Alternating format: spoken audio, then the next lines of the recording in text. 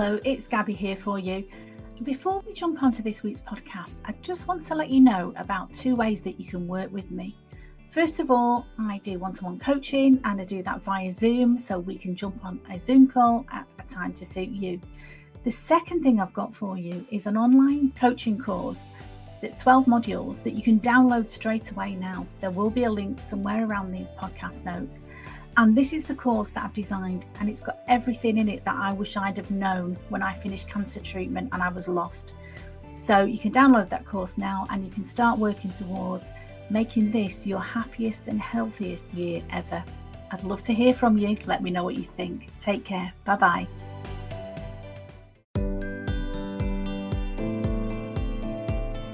Hello, it's Gabby here for you, and I hope this finds you well. This week, I'm going to be talking about the difference between being a survivor or being a thriver. And although my podcast is all about cancer survivorship, I think what I'm going to talk about applies to you, maybe whether you've had a cancer diagnosis or not, because I think as we go through life, as we get older, we all struggle with things. So maybe you've had a cancer diagnosis, or probably, like most people, you've had some other traumatic experiences in your life. And I'm going to talk about what you can do to get through those feelings, what you can do if you are feeling you've been through this experience, whether it's a cancer diagnosis, whether it's something else, and you are absolutely exhausted. And you are, there's a lot of talk in cancer language about winning the battle and about winning the war. And I don't really like that kind of language. But if you think about a soldier coming home from the war, somebody asked me the other day, I think I've got PTSD after my cancer diagnosis. And I think that's quite a common feeling. So this week, I'm going to talk about the difference between being a survivor and being a thriver and really enjoying life. And I've got 3 tips for you that I hope you'll find interesting, because they're things that I've learned along the way, things that have worked for me. And so the first one I'm going to talk to you about is really how you move forward from feeling in that hopeless, helpless place of being a survivor, where you really have just got nothing left to give. How do you move forward from that? And one of the best things that you can do is to surround yourself with the right people. And, sometimes people say, I can't really choose my family, but you can choose the amount of time you spend with people. And if you think about the people that you spend time with, I think Tony Robbins said, you're some of the 5 people that you spend the most time with. And he was talking more in a business sense, but it's also true in life. And I found myself, when I'm around negative, moaning Nellies, as I like to call them, people who always look on the dark side of life, it brings my energy down as well. And conversely, when I'm with people who make me laugh, who enjoy life, who love the same things that I do, who enjoy going to live music, who've got a real zest for life. Well, some of these people are quite advanced in years, I should say, but they've got a young attitude. They've got an attitude that life is to be enjoyed. Life is to be enjoyed every minute. And of course, we all have our ups and downs. And I'm not saying for 1 minute that you can pretend that life's wonderful when it's not, but we can all surround ourselves with people who lift us up. So that's the first thing I would say. And watch who you're following on social media as well, because I've fallen foul of this before, of getting annoyed with people that I've seen on social media. I do have an interest in politics, and I do want to know what's going on in the world. But I know if I spend too much time looking at, social media debates or discussions about politics or about certain things in the government, for instance, that can be quite draining. So I limit the amount of time I spend looking at stuff like that. And the other thing I think about is how you manage your energy. So the people that are around you can, like I say, influence your energy in a positive or a negative way. But we have choices. We have choices about the people you spend time around. Maybe not so much at work. You may have to work with people that you don't enjoy spending time with, but you can choose your attitude. You can choose whether you allow their negativity to affect you, because that is so draining. And I've been there, and I know what it's like if you work with people like that. It can be tough, but choose who you spend time with, and choose how you let their energy into your life. Just because you're working with somebody who's negative, you don't have to take that on. You can, if you like. I sometimes like to imagine myself in a little bubble when I'm around people like that, thinking, I feel a bit sorry for you. There's no judgment here. I feel sorry for you if you're living your life like that, but I'm not letting your energy into my space. I'm not prepared to accept that into my life at all. The second thing I would say, and I'm talking particularly here to busy women who maybe are used to being the one that fixes everything. If you are in that situation, you might find it quite difficult to ask for help. But I spoke before about how important it is to ask for help and to be quite specific about the help that you need. Some people would just assume, oh, well, my partner should know what I want. But does he or she? Just make it really clear what you want and ask for help.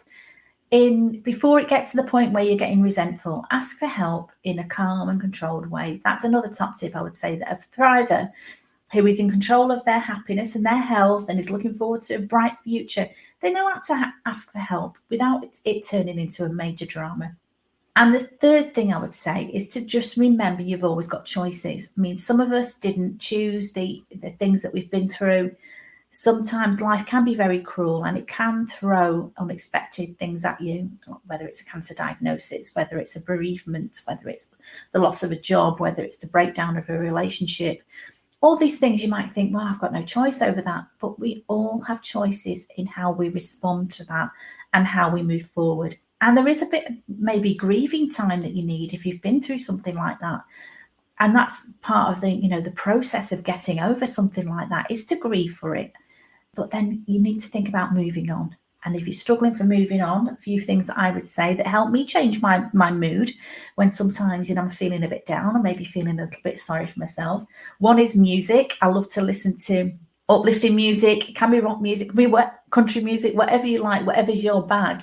But also the other thing that I love to do is just put some music on and dance around my house, dance in the morning, dance around my kitchen. That always lifts my mood, and getting moving is always a good thing as well to shift your energy.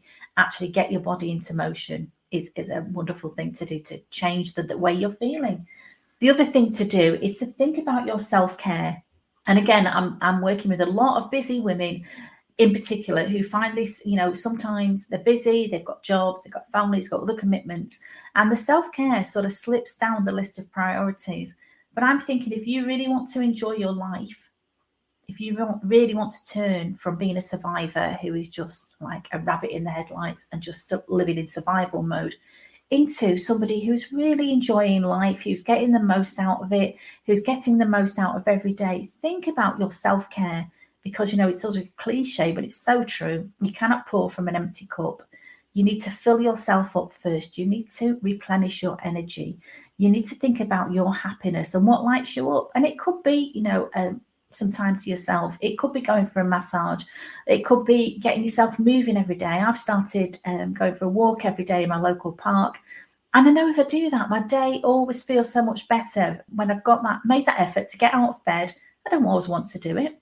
Sometimes I'd rather think, I'll just turn over and have another 10 minutes in bed. No, I like to get up and get moving. And I know that I've made a really good choice for myself that my future self will thank me for.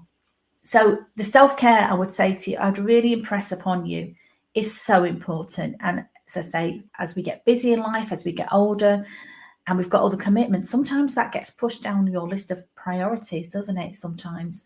But it's not selfish to love yourself and to take time out for your self-care. If you've got a busy schedule, get out your diary or your phone, or however you plan your time, and plan in some treats for yourself for some self-care, because life shouldn't just be all about commitments and about things that we have to do. It can be time for yourself. It could be just sitting and reading a book, but plan out some time to do that. It could be just sitting and watching a film that you enjoy, something that's really interesting, or an activity that you enjoy. But get it planned in. If you're anything like me, you're probably thinking, my goodness, it's nearly June already. Half the year's gone. Where's it gone? Because time passes us by so quickly. And what are you spending your time doing? And again, I'm not judging you or anybody for what they do. We all got choices. But sometimes we feel like we're on that hamster wheel of life where we've got no choices. But just spend a little time to reflect. If you're listening to my podcast, I'm so grateful for that. But two, I'm hoping that you're somebody who's thinking about maybe making some changes and maybe something in your life that's not working, and just ask for help is what I've said. So remember, the 3 things I've said is surround yourself with support. If you haven't got supportive friends, family, work colleagues, whatever it is, you can always reach out to me. You can work with a coach. There is help available, but you need to ask for it. And that's my second point, is to remember that you can ask for help at any time. You're never alone, my love. There's a lot of social media campaigns now about it's good to talk. And I think particularly men are not very good at talking about their feelings when they're feeling low. But women can fall into that trap as well, of feeling, oh, I just need to keep going. I need to be the one that fixes everything. No, you don't. You need to ask for help when you need to. And the third thing is to choose your attitude.